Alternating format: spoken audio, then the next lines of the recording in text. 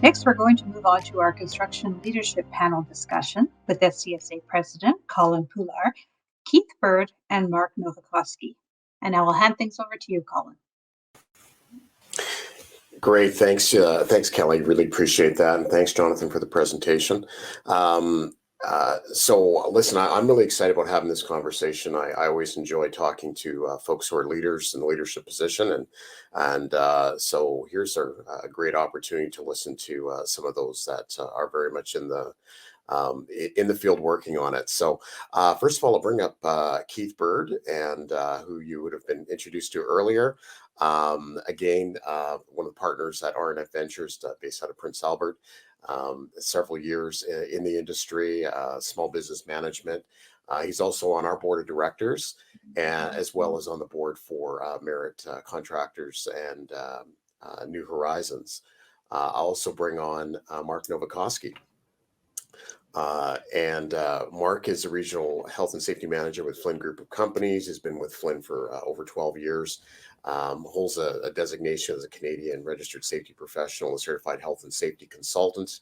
Has been a longtime member of the executive for the South Sask chapter of the Canadian Society of Safety Engineering, and has been a past board chair of ours and current board member. Lives in Moose Jaw. Passionate about supporting mental wellness amongst youth in southern Saskatchewan, and has volunteers a lot with River Street Promotions. So if you love concerts, you really want to talk with Mark. Does a wonderful job there. So welcome, gentlemen. Thank you for joining us today. Morning, Colin. Hey guys. I have part of the reason I'm excited about doing this is that in normal circumstances, as two board members, you're usually grilling me with questions, and I get to flip the tables over here. And I encourage you, if you've got some questions as we're going along, please drop them into the chat.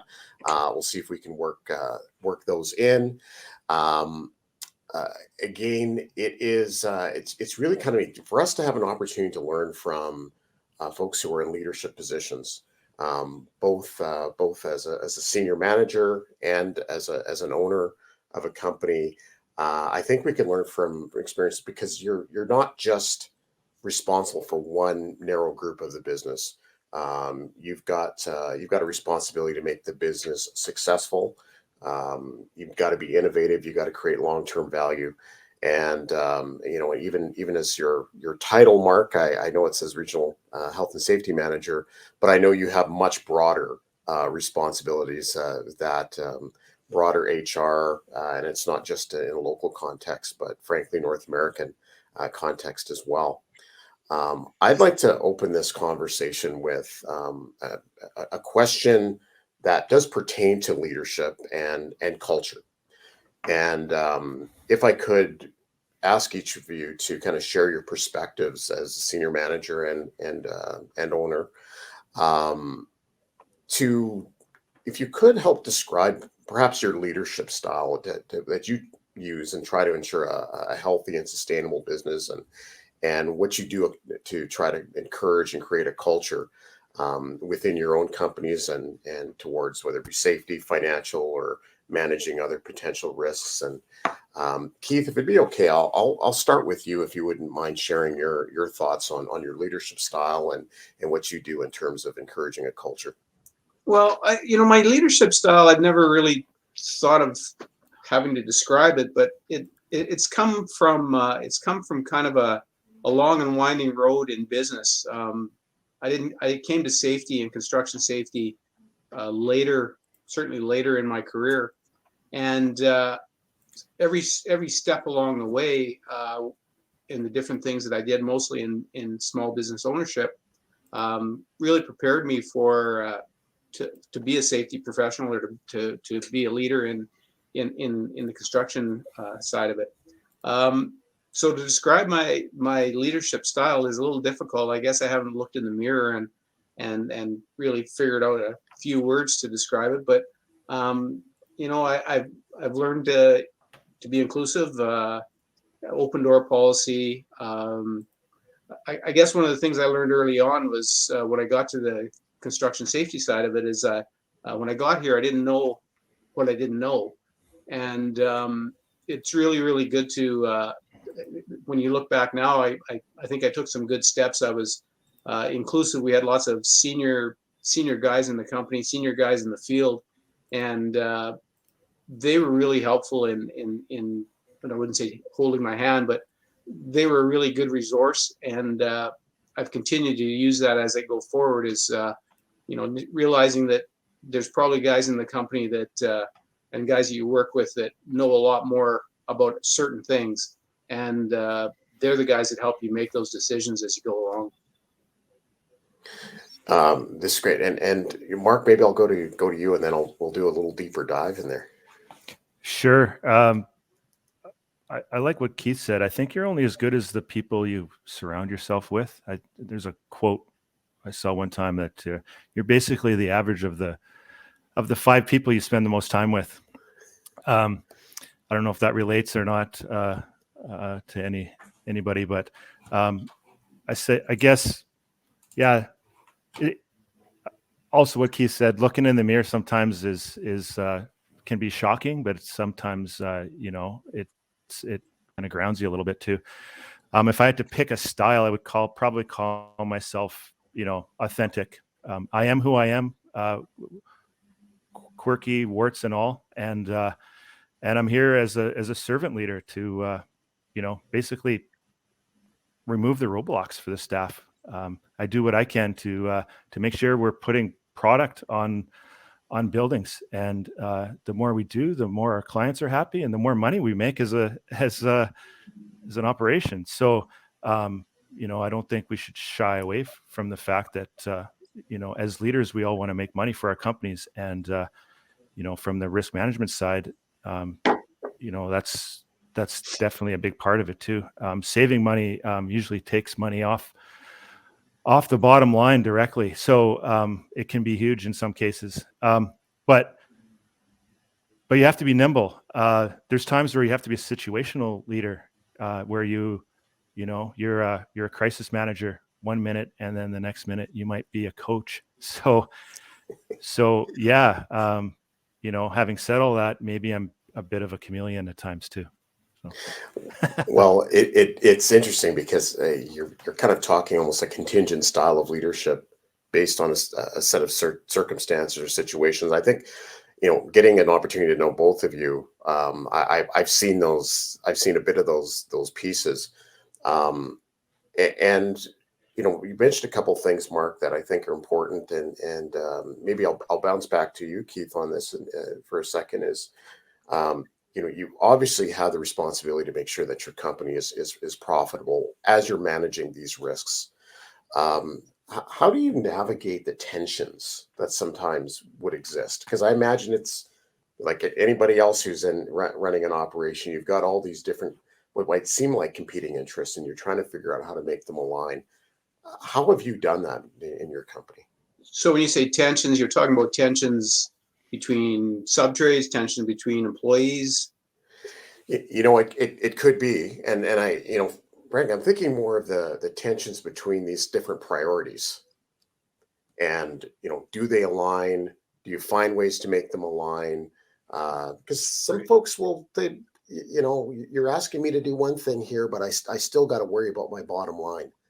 How do you resolve that kind of thing? Well, I've always thought that good safety practices turn into a profitable, good bottom line. So I don't see them as conflicting that often. And when they do conflict, I guess you go back. You always have to go back. For me, you always have to go back to the safety aspect of it before the dollars, because the dollars follow if the safety aspect is being followed. So for me, it's always easier to fall back if it's conflict between safety and profitability, or safety and anything. It comes down to, when it comes to safety, there's a set of rules, there's a set of laws, and those are there. You can't bend them. They're there, and that's what they are. So let's find a way to work around them, or not around them. Let's find a way to work with them, and then if you get into a conflict, and you've got safety as your backup, or as what you're using as your reason, it's always an easy argument. To me, it's always an easy conversation to have when you know you're right, when you know that safety is the number one priority and everything else has to fall into that. So let's figure out a way to make that work. Okay. Thanks. And you, Mark, I know you face this all the time, multiple projects. Yeah, I like what Keith said. To a little bit different perspective is, we always here at Flynn, we always try to keep the big picture in mind, and I know we do that by making sure everybody has the information they need. We kind of start by empowering the people. So it's not bad to have the staff know that, hey, we only have this many days of work or this many man hours, and we expect these goals set out daily, weekly, monthly to make sure we're on time and on budget, and have regular check-ins, right? Communicating those expectations, getting feedback if they're unrealistic, and if they are, go to plan B, C, D, whatever it takes. Having said that, there's always, you kind of hinted when you led the question off that sometimes things fall behind, and Keith mentioned that too. Yeah, that does happen, and sometimes it's safety that falls behind. Sometimes it's output or production, and sometimes it's quality or housekeeping. And I've found over the years that as long as you whatever's lagging behind, as long as you start picking that up and do a kind of a reset or a focus on that, it brings everybody up. And so you may be focusing on housekeeping one day, but indirectly that helps health and safety and quality and everything else. So it's just really, making sure everyone's communicating properly and everybody understands the expectations and delivers as promised. If I can add one thing to that too, one thing that I've found with safety, sometimes safety or safety, especially paperwork or following safety protocol, sometimes can be a leading indicator of a problem on site related to all the other things that can go wrong. And not having your paperwork done on time or done haphazardly sometimes will look like it's or sometimes will relate to what's going on site outside of safety, and often it's a leading indicator and a good reason to maybe go to site or maybe have a meeting and just see what's going on overall with maybe safety as the indicator, but there's could be other things going on that are indicated by some lackluster safety work. I'm glad that you said that, Keith, because we've had some of these conversations either around the board table, or we've talked about this in public, or even other industries will reach out to us and ask for our thoughts around safety. And what you've just described is the heavy integration and the relationship between safety operations and the operations of the company as an indicator, and often a leading indicator to the business performance. And when things are going wrong in one area, the chances that something else could be happening wrong in other areas becomes pretty high. And so really appreciate you sharing that. If I could, and this gets back to the developing of leaders, because folks who are watching this or maybe watching this later, they're all at different stages of their development in terms of becoming a leader.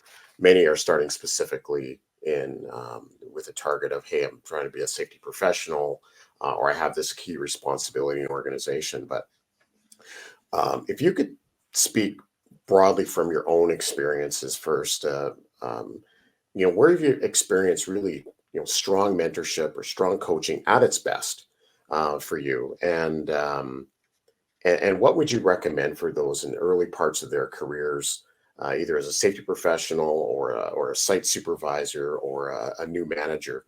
And if you could share perhaps from your own experience initially, and any things we could maybe learn from that through your own experience. And Mark, maybe I'll start with you on this one.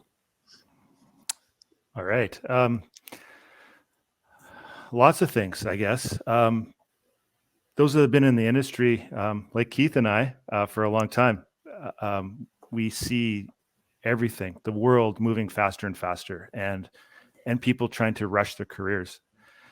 There's no shortcuts in life. There really isn't. And, there's nothing better than learning from mistakes and taking your lumps and, just being humble, accepting that, moving on and getting better.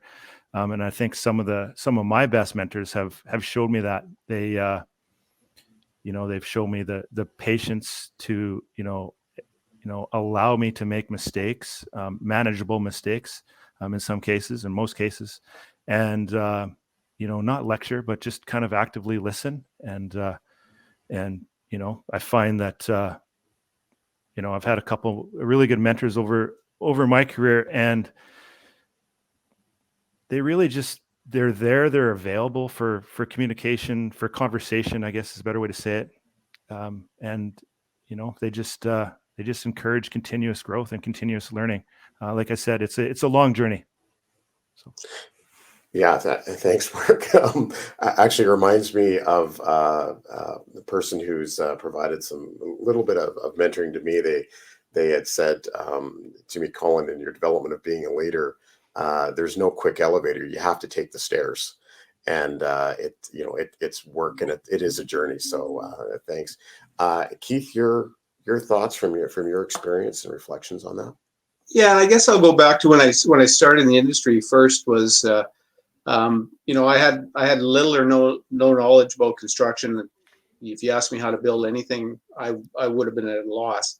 And I was lucky early on in my safety career to have an ownership group that was very supportive and very knowledgeable. They'd all had all at one time or other been the safety officers for the company, and a group of guys in the field with tons of technical experience that were very open to give the newbies a little bit of, number one, give me a little bit of space, and number two, to fill me in when sometimes nicely, sometimes not so nicely, when I had my head in the wrong place.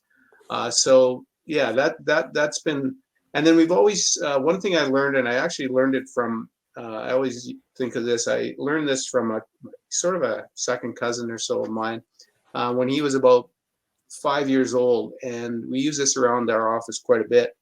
And he didn't like eating peas, so he would always eat his peas first. And one day I asked him, why you eat your peas when you hate them? Why don't you just leave them behind? He says, well, because they're always there staring at me, and it's not going to let me enjoy the rest of my meal. So we use that in the office quite a bit. That one of the things I learned early on was you need to eat your peas. You need to, when there's a mistake made, when you need to face that first, and then move on. Can I interject there? I really like that last comment, Keith, and something you said right at the start there too, about learning from the field.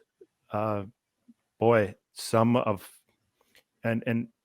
my mentors don't even know they're my mentors, because I'll be stuck on something or be tasked to help develop a process in a group, and our group sometimes will get stuck on like, hey, what do we do? What's the best approach? What makes sense? And we all kind of look at each other and we're like, well, we're not going to answer this here in this room. Let's go out to site. And sure enough, we undoubtedly find the answer. There's experts every day putting products on buildings, and they know, and they are the best procedure writers. They can't maybe format it properly, but if you want the content, it's there, and they're also the best people when you're looking for corrective actions or preventative actions as well. So underrated mentors, and they don't even know it. Well, and I would add to that, I had an experience. I actually for some reason decided I was going to run a coffee shop for a while, and I had, I think at one time about 15 to 20 high school students as my employees, of course, working after school, weekends, that kind of thing.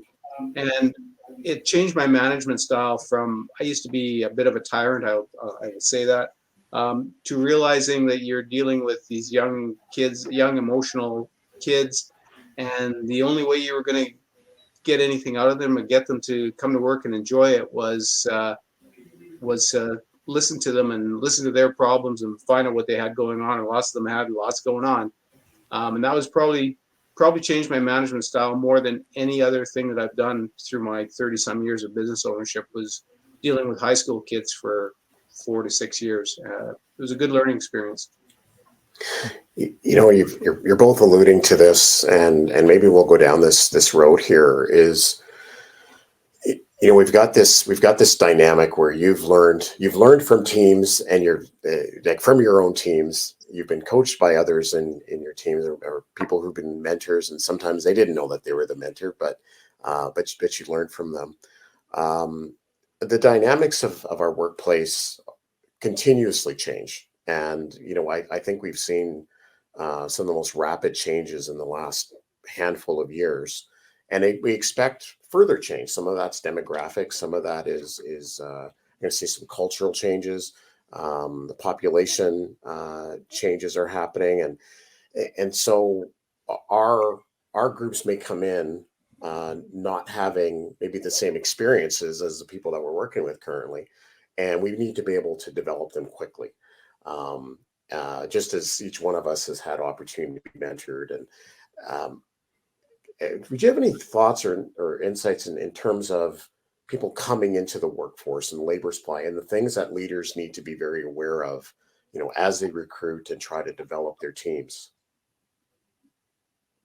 I'll go to you, Keith. Well, I think the biggest thing you notice is, you know, I come from certainly a different generation than the folks that are coming into our company now, and I think the view of work in the workplace, career, what that looks like, commitment to it, length of time you're gonna do one thing, that has all been a learning experience for me. I'm lucky in that I have 4 30-something kids that they're not kids anymore, but that can keep me grounded in sort of the new reality of the workplace. And that for me is the biggest thing. Is you know, I kind of grew up through the 80s, 90s, and into the 2000s, where it was difficult to find a job, and you were just happy to have a job sometimes. And now there's so much opportunity out there. As employers, we need to find a way to make people think of you as the place they want to be. And for me, that's a big shift in my thinking, for sure. Yeah, Mark, your thoughts on that? Yeah, well said. I was going to kind of go down the same path because it's true. You know, I think the newer generation really have work-life balance figured out. Their social network is really important. I know when I started in the workforce, you know, as a late teen, for me it was I'll work and then I'll work and then I'll work some more, and I, you know, literally had 3 jobs just to and that's all I knew, and you know, 2 out of those 3 at that time were terrible.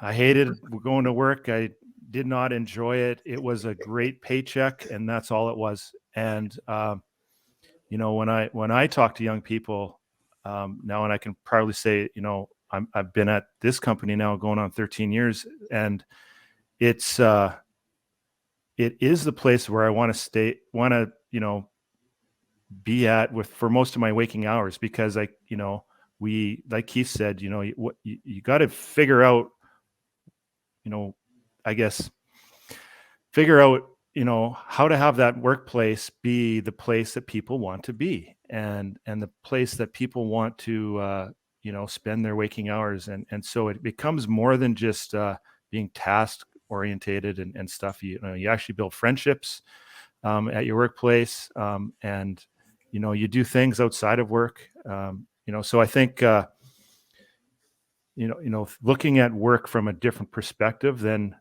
you know, than the old boomers that are you know, getting ready or have already retired, for sure. You know, that generation sometimes would enter a workforce and stay there.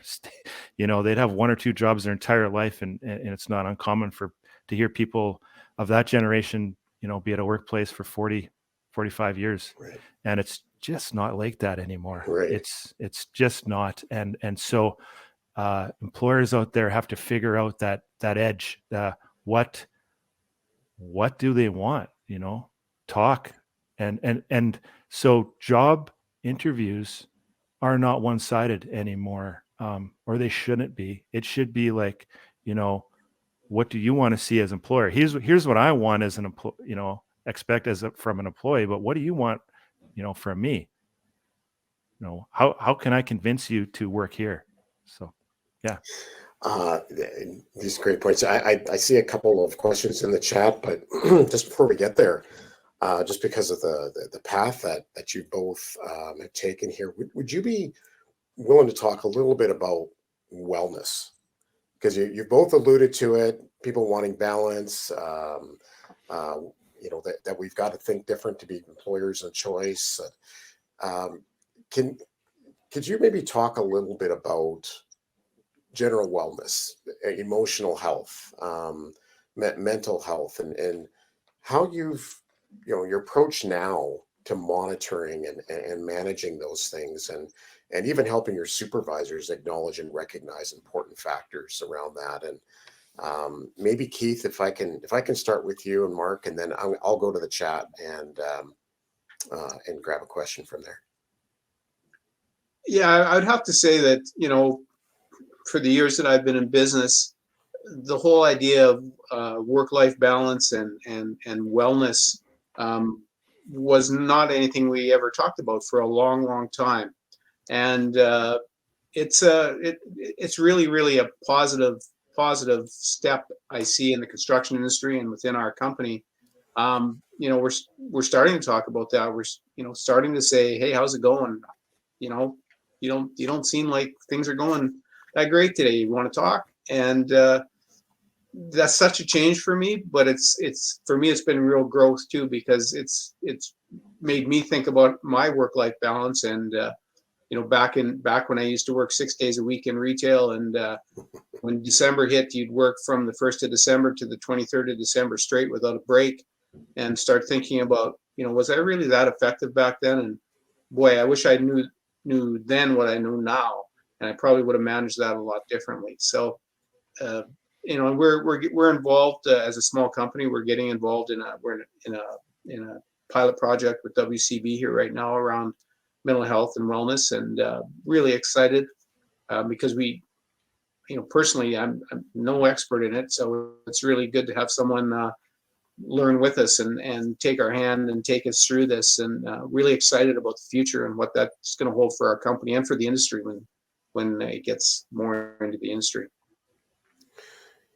Yeah, Mark, your I know you think lots about this because you've talked to me about this before. For sure. I mean, I guess for the folks on, listening to this now or later, don't be afraid to look internally first. As a manager, you really have to make sure that your mental health is in good shape, and that you're doing what you can to have your own work-life balance. I say that because I've noticed it at people at our executive level. When something's off, it trickles down in the way they change their communication and the way the tone, and honestly, some cases, the tone of the entire company. And so, I always, to circle back a little bit to the mentorship part, when I'm mentoring someone in a leadership role, I say that, like, how are you doing? How's everything at home? Any issues you're working out, that kind of stuff. And because that will trickle down to the people that you work with, whether you notice it or not, other people will. And then, like he said, like, communicate, ask people how they're doing. Working for a larger company, we're Flynn's a national sponsor for Threads of Life. getting out and publicly, recognizing mental health is great for our image in the company, and it's great to opportunity to be as equals on at an event that recognizes mental health as an important concern in our society. And I think things that we're doing as a company as well, whenever we streamline a process, and I joke a little bit about this sometimes internally, but honestly, that extra time should almost always be going to getting another opportunity or two that week to get to a job site and to really find out what makes things tick, and getting to know people on a personal level.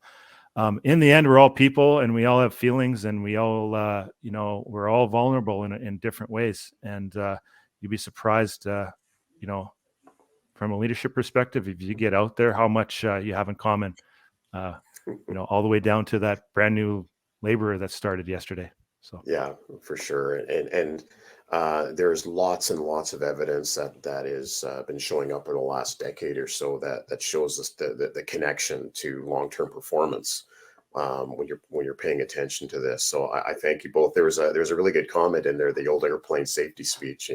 You got to save yourself first. Otherwise you can't save the folks around you. So you both, I know both of you have done lots of investment over the years in terms of learning about leadership in one way, shape, or fashion, whether it's going to a mentor or taking a course or reading a book. Similarly with safety, you've taken. Are there, each of you have maybe some good resources for learning about leadership and safety that you've relied on, that you would recommend, and while you're noodling that, I see Mark's eyes rolling his head, so he's noodling that. Keith, you look like you must be ready.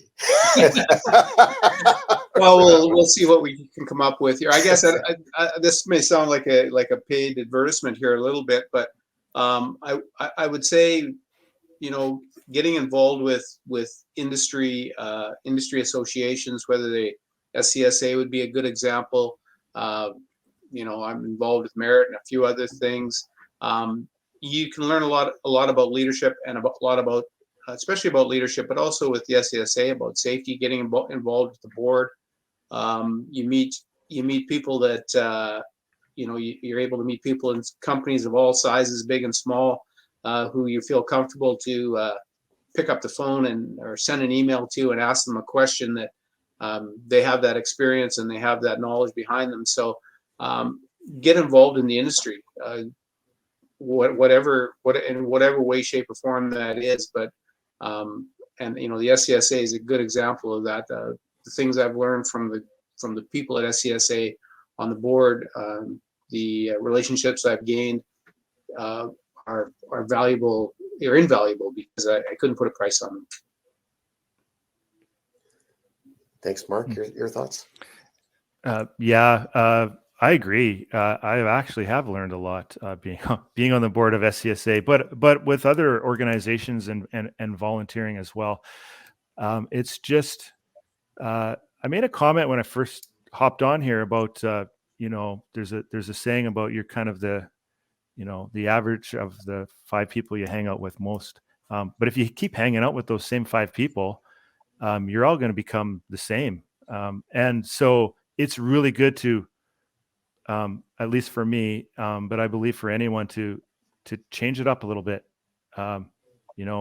If you're feeling too comfortable, you're going to become kind of stagnant, and your growth's going to slow down, right? Yeah. And so, we also alluded to the fact how fast the world moves now, and it's not going to slow down, folks. It's really not. And so if you're not continuously learning and continuously pushing yourself and taking chances and trying new things and connecting with new people and thinking outside the box a little bit, you're going to fall behind. And so I try to do that. I try to set myself up with different organizations and different volunteer groups that are maybe a little bit left field, but I'm trying to be a sponge. I take what I can from it and move on. And and I'm a lifelong reader. I don't stop reading. There's literally thousands of books on leadership out there. Some are meh and some are really good.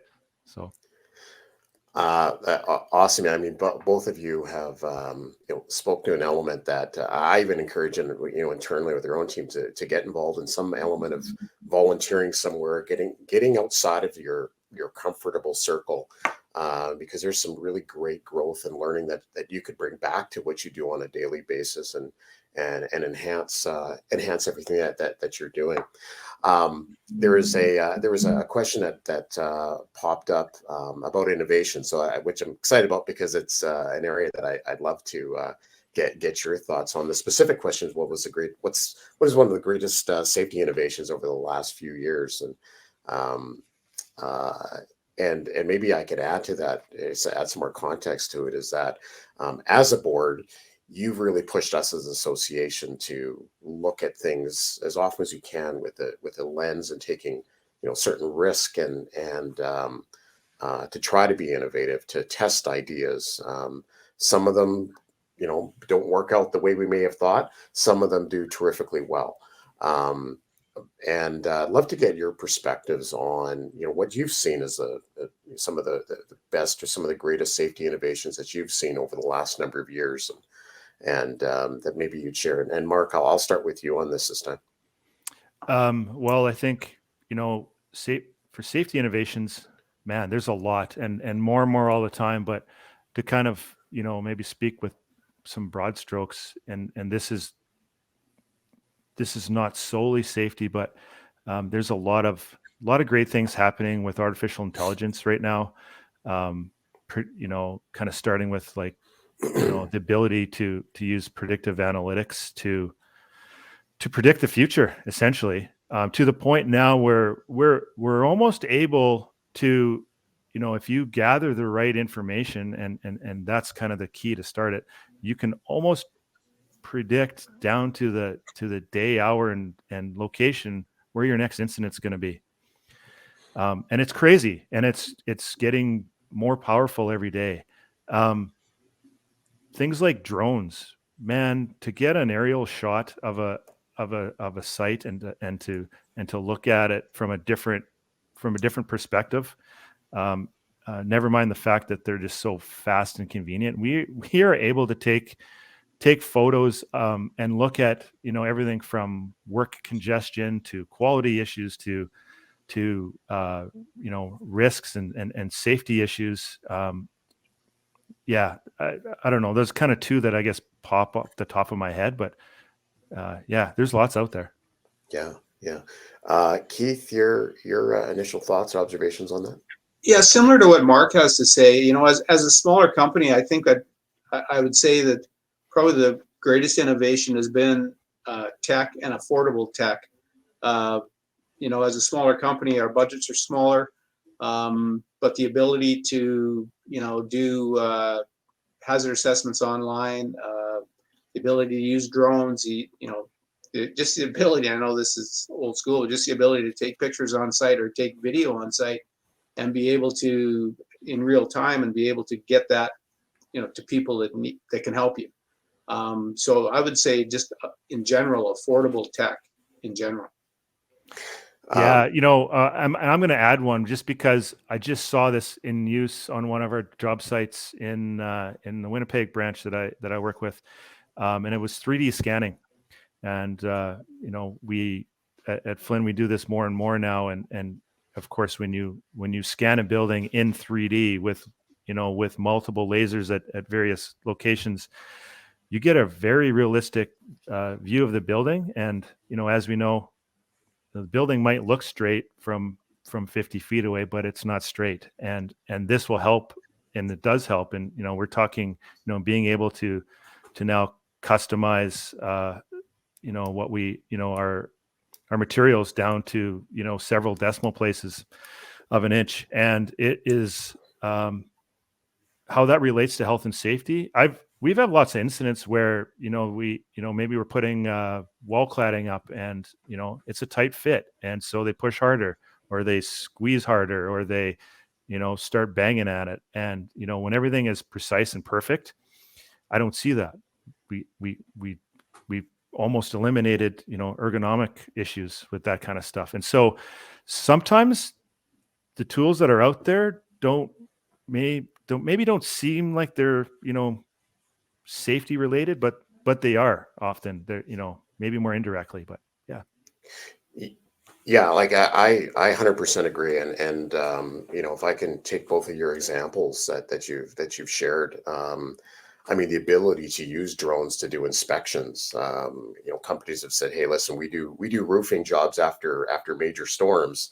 To be able to have somebody go up there and walk around a roof on the first run up when they haven't got it, it just introduces a whole bunch of additional risk versus, hey, we can send a drone up, we can inspect a number of different things. We've got 3D imaging, and you could come up with an effective plan on how you're going to tackle that without putting somebody on the front end of risk on that.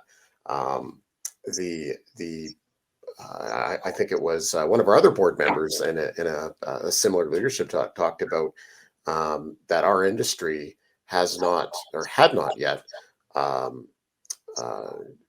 benefited from the productivity gains that other industries have with the use of technology, and we're just beginning to see some opportunities now, and whether that be artificial intelligence. And one of our folks brought up a screenshot of our website to get into the analytics platform, but there's artificial intelligence running behind the scenes that can help small companies and be very affordable. And it's a benefit of membership with us, but in a very affordable way, being able to get some great insights, do some good planning, and then execute more effectively. So I thank you both for that. We're almost at the end here, but so I wonder if I can maybe ask you to put your futuristic hat on for a second, and I'd like to get your thoughts on what you think is on the horizon for our industry, and particularly safety in our industry over the next 5-10 years in terms of either technology or issues that we need to be very aware of. And as we look over the next 5-10 years, some of the factors are economic, some are labor force related, some are technology related, of course. But I know each of you have been bubbling and percolating on some of these things for a while, and so I'd love to get your thoughts before we wrap up on that. Keith, would you be okay to kick off? Sure. I guess one of the things that came to mind, and it's somewhat related to this, is we're kind of, indicators are that we're kind of standing on the edge of a boom here right now, and we over the next 3 to 5 years, the construction industry looks like it's going to be very very good.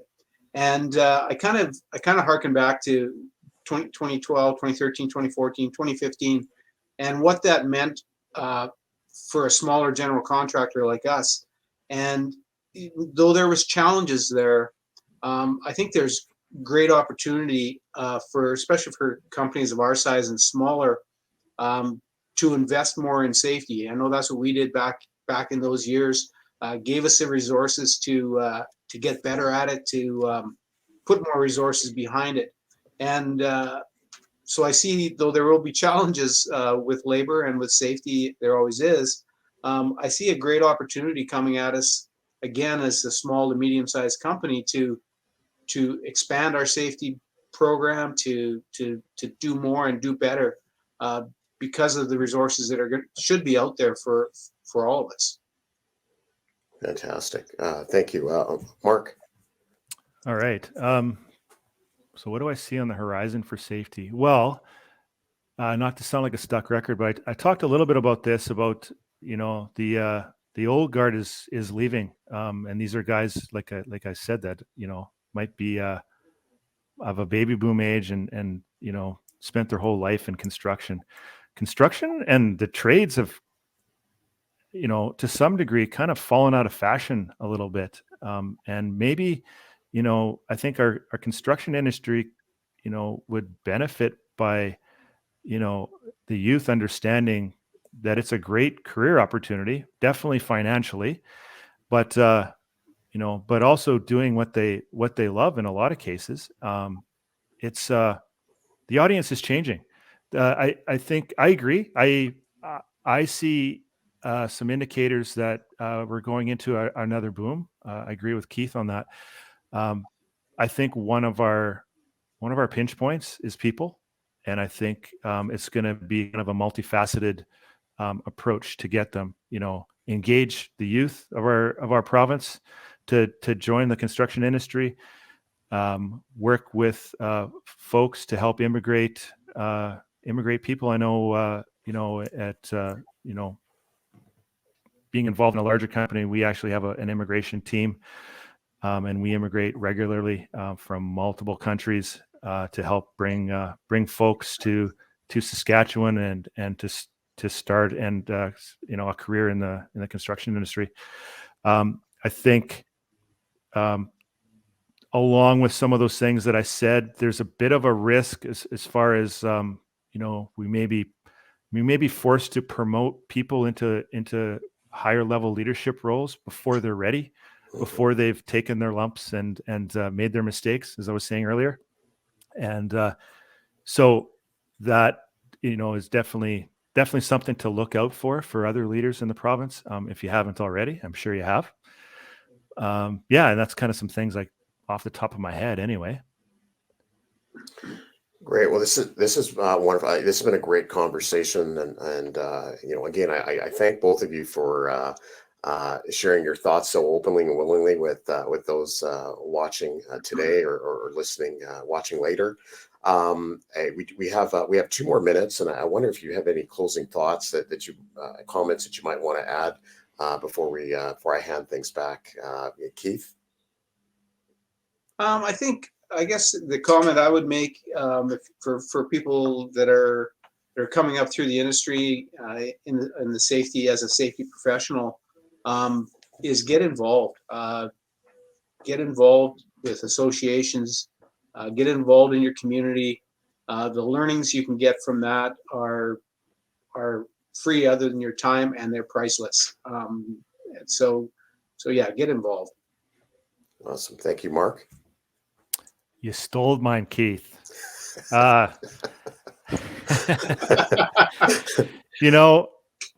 I got others. So be an authentic leader. Be someone that people want to follow. It's okay to show your vulnerability and to and do that with integrity. That's really it. Just be honest, right? Be people accept mistakes. People are know that we're all human, and that's just human nature. And so don't be someone you're not, right? Your comment about being honest brings to mind my partner always says, be honest, because then you don't have to remember what the story is. It takes way more effort to BS somebody than to just tell the truth, for sure. Yeah. Awesome. Well, both of you have been inspiring today. This is great. I actually look forward to watching this later once when everything's edited up, and we'll get this back on our website or our learning management system. Kelly, I think you're probably in the wings waiting for me. And again, thank you, Keith. Thank you, Mark. And I'll hand things over back to you, Kelly. Bye-bye. Thank you. Thanks, folks.